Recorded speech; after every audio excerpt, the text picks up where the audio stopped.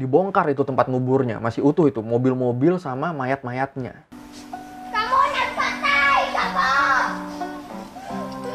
Kemarin lu ada yang sempat ngeliat video nenek-nenek ditembak sama polisi gak di Filipina? Nah, gara-gara video itu tuh gue jadi ngomongin situasi politik di Filipina sama temen gue yang orang sana. Ya ternyata politik di Filipina juga cukup aneh, kayak ada mantan presiden mereka yang harusnya pidato, tapi akhirnya pidatonya dibatalin karena dia lagi main PS4. Udah akhirnya ngobrolin politik sampai akhirnya teman gue ini cerita tentang pembantaian Maguindanao. Gue sangka tadinya pembantaian etnis gitu, tapi ternyata bukan. Ini pembantaian yang pure politik dan katanya disebut sebagai pembantaian wartawan terbesar di dunia. Waduh. Dan yang lebih gila lagi, ini nih kejadiannya baru di akhir tahun 2009. Waduh.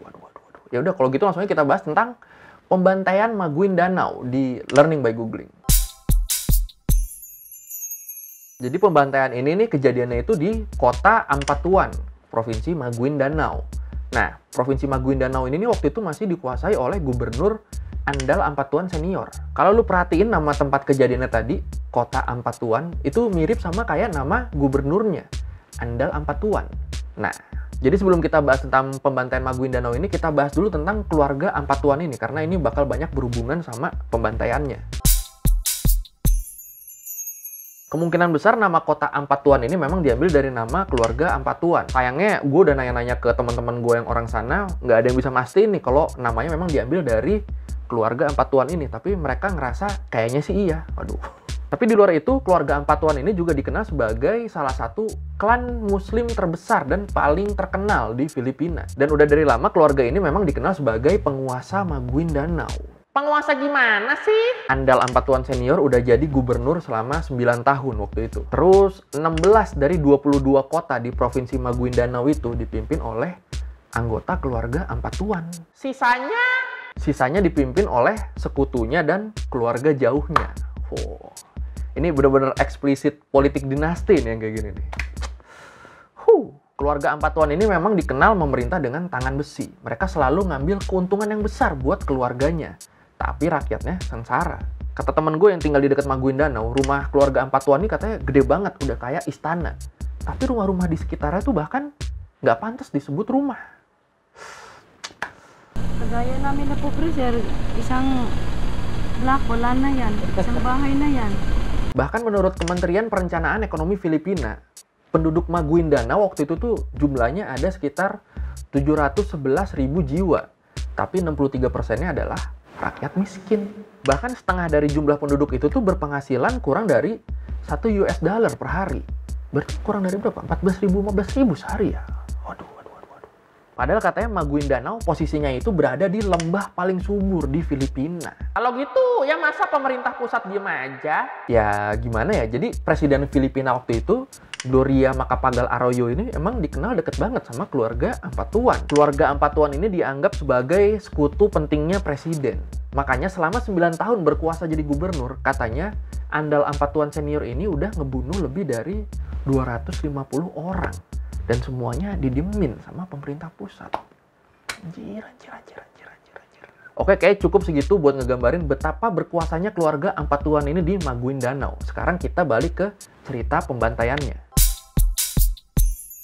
Setelah hampir 10 tahun berkuasa sebagai gubernur, udah 2 periode kan. Nah, Andal Ampatuan Senior ini pengen dong tongkat kepemimpinan ini tetap ada di keluarganya. Makanya akhirnya yang maju nyalonin jadi gubernur selanjutnya itu adalah anaknya, Andal Ampatuan Junior. Tapi ternyata mereka dapat lawan yang cukup tangguh, namanya Ismael Toto Mangudadatu. Ini kita nyebutnya Toto aja ya nama julukannya, biar gampang ingetnya. Dua kubu ini saling berseteru, sampai akhirnya katanya Ampatuan ini ngancem bakal ngebunuh Toto kalau Toto sampai beneran nyalonin diri ke kantor KPU. Waduh, kok gitu caranya, Mas? Ya diancam gitu, bingung dong Toto. Tapi akhirnya dia dapat ide, jadi nanti pas dia ngedaftarin diri ke KPU ini, Toto bakal ngundang jurnalis. Karena nggak akan ada yang berani ngapa-ngapain jurnalis kan. Dan buat mastiin kalau semuanya lebih aman lagi, akhirnya diputuskan kalau yang nganter formulir ke kantor KPU ini biar keluarga aja ditemenin sama jurnalis. Harusnya aman dong di jalan, orang yang nyalonin diri nggak ikut kan, ya cukup masuk akal sih idenya. It's actually a good idea. Akhirnya tanggal 23 November 2009, berangkatlah rombongan yang udah disiapin tadi. Ada istri Toto, adik-adiknya, sepupu, tante, pengacara, dan banyak jurnalis. Sampai sebelum berangkat pun, jurnalis ini masih bercanda. Kayak, nggak mungkin lah Ampatuan menyerang media. Orang kita juga udah sering kerja bareng mereka selama bertahun-tahun. Bahkan di rombongan yang berangkat ini, paling depan tuh ditaruh mobil media. Tulisannya gede banget tuh. Media UNTV. Ya, harusnya bener sih, nggak ada yang nyerang sih. Gila lu kok masih nyerang. Baru 10 km berangkat, rombongan ini tiba-tiba dicegat sama 100 orang bersenjata. Semuanya dibunuh. Media-media tadi tuh ternyata nggak ngaruh. Semuanya dibunuh.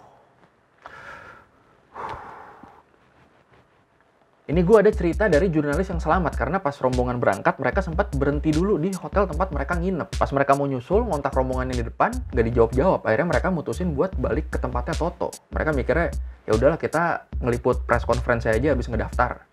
Ini beruntung banget sih orang-orang ini, gila. Balik ke tempat Toto, baru sampai, Toto langsung ngabarin kalau rombongan diserang. Dan yang lebih gilanya lagi nih, yang nyerangnya ini ngirim SMS ke Toto. SMS apaan? SMS ngabarin siapa-siapa aja yang udah dibunuh. Waduh. Jadi dibunuhnya nggak sekaligus, satu-satu. Jadi bunuh, kirim SMS, bunuh, kirim SMS. Sampai akhirnya semuanya kebunuh. Total akhirnya ada 58 orang yang meninggal. Kebayang nggak sih lu dapat SMS gitu tuh satu-satu? Aduh, stres anjir. Akhirnya Toto nelpon polisi dong. Dan lu tahu apa kata polisinya? Polisi bilang kalau mereka nggak bisa bantu apa-apa. People in the area knows it very well. Iya, segitu mengerikannya pengaruh keluarga Ampatuan di sana. Gila ya? Yang lebih gila lagi ternyata dari 58 orang yang dibunuh ini, ada sekitar 6 orang dari 2 mobil yang sebenarnya nggak tahu apa-apa. Jadi mereka nggak sengaja lewat bareng rombongan dan disangka bagian dari konvoy. Akhirnya mereka ikut dibunuh. Yang lebih gila lagi, semua orang yang dibunuh ini dikubur bareng mobil-mobilnya. Pakai alat berat milik pemerintahan Maguindanao. Anjir. Stres anjir, 2009 masih ada kasus begini, gila.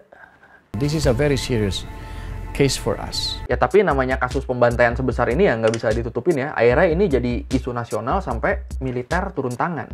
I'm a military guy and I've seen so many dead people during encounters, but this not really.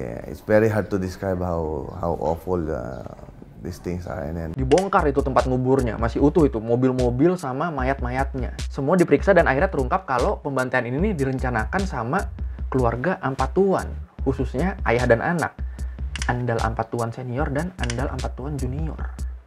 Ini lu kalau ngerencanain gini mikirnya apa ya, gila? Bingung gua.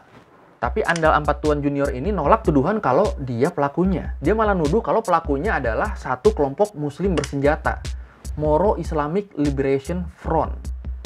Jangan disingkat ini namanya, nggak enak soalnya. Tapi tetap klan Ampatuan ini ditangkap dan akhirnya Andal Ampatuan senior meninggal di penjara ketika lagi menunggu putusan pengadilan. Dan anaknya Andal Ampatuan junior dan Zaldi Ampatuan dihukum 40 tahun penjara.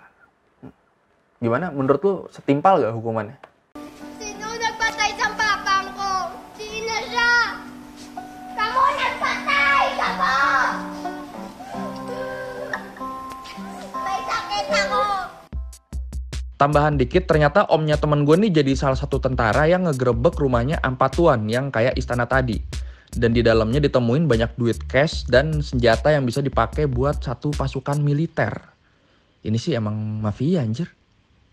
Kasus ini menurut CPJ, Committee to Protect Journalists, merupakan penyerangan jurnalis, penyerangan wartawan paling mematikan sepanjang sejarah.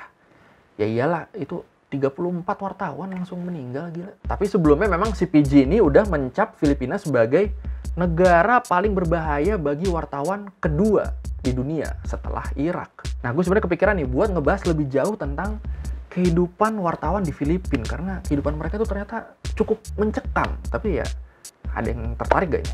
Kalau ada yang tertarik, tulis di komen biasa. Oke, sekian Learning by Googling kali ini. Thank you udah nonton. Kalau lu ada pertanyaan atau lu mau ada info tambahan, kalau lu mau revisi kali gue ada yang salah, tulis aja di komen. Nanti kita diskusi di situ kayak biasa.